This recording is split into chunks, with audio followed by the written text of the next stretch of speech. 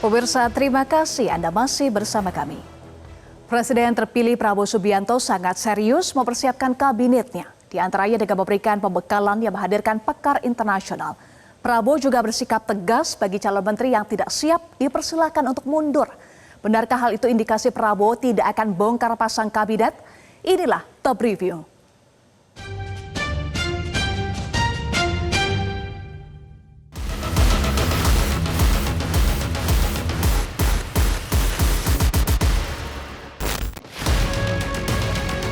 Hari Rabu 16 Oktober 2024, tampak calon Menteri Kabinet Prabowo Subianto berdatangan di Padepokan Garuda Yaksa Hambalang, Kabupaten Bogor, Jawa Barat. Sebanyak 59 tamu hadir untuk mengikuti pembekalan calon menteri.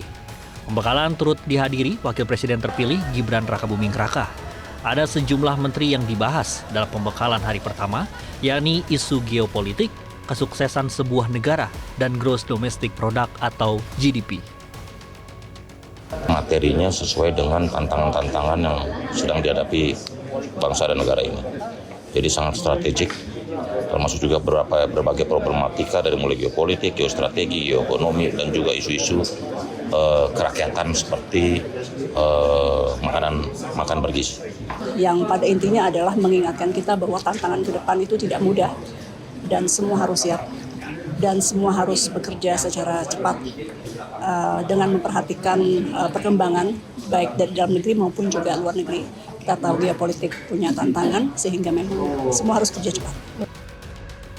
Di hari kedua membahas soal Artificial Intelligence atau AI, komunikasi, lapangan kerja masa depan, dan anti korupsi. Di pembekalan hari kedua sebanyak 54 tokoh juga hadir.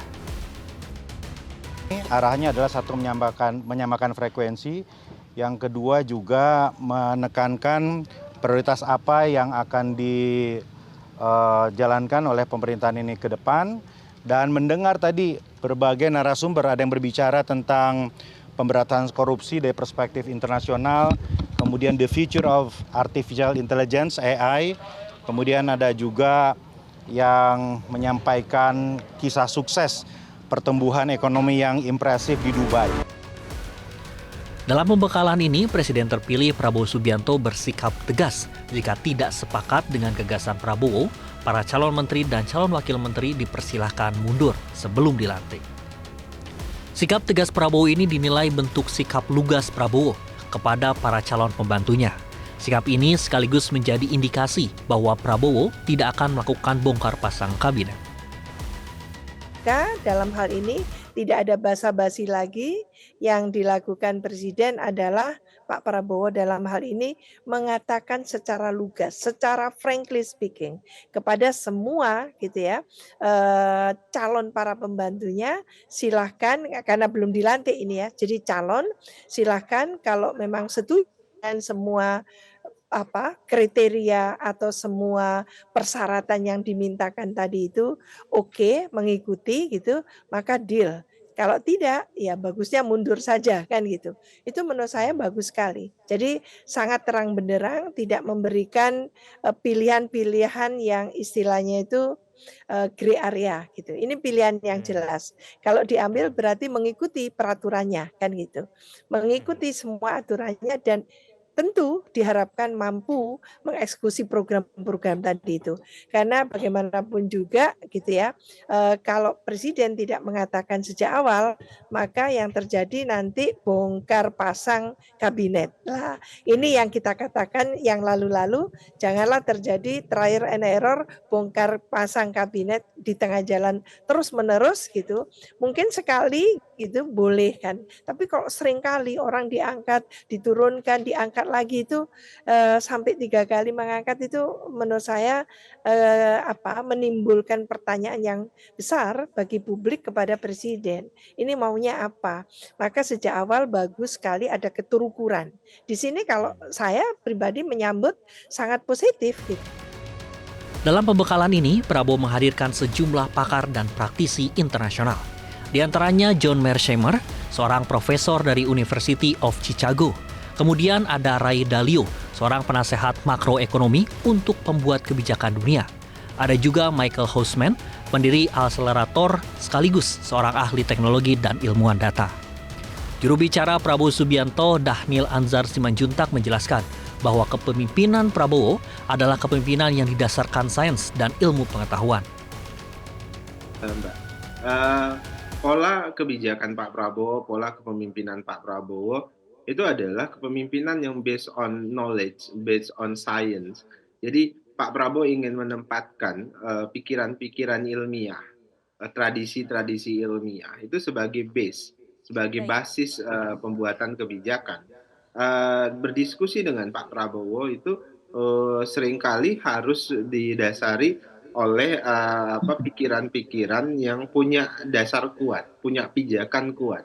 Itulah kenapa misalnya di forum pembekalan para menteri misalnya disampaikan yang bicara langsung tokoh-tokoh internasional seperti John Mearsheimer, kemudian Ray Dalio, itu terkait dengan memang Pak Prabowo ingin menyampaikan pesan kepada seluruh anggota kabinet, seluruh pembuat kebijakan yang nanti mengoperasionalisasikan semua kebijakan-kebijakan Pak Prabowo, bahwasannya kebijakan itu harus selalu dilandasi oleh pikiran-pikiran ilmiah. Para analis politik umumnya menilai langkah Prabowo melakukan pembekalan sebelum secara resmi mengangkat jadi menteri sebagai langkah positif, sebab dalam pembekalan tersebut dilakukan penyamaan mindset. Menurut saya bagus ya. Jadi sangat positif. Ini menunjukkan bahwa Pak Prabowo sebagai presiden nantinya sangat mengharapkan para pembantunya itu siap secara mental, siap substansi, dan siap untuk melakukan kerja-kerja yang sifatnya sangat akseleratif.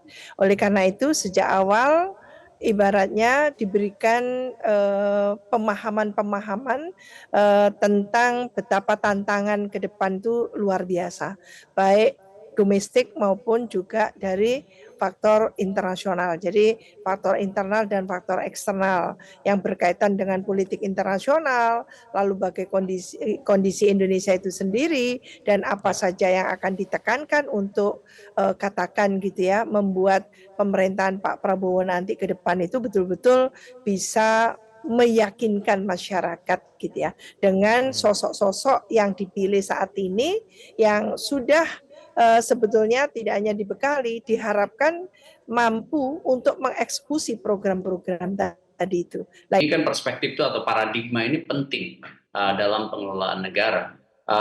Itu memang harus dimulai dulu dengan sharing knowledge ya seperti ini.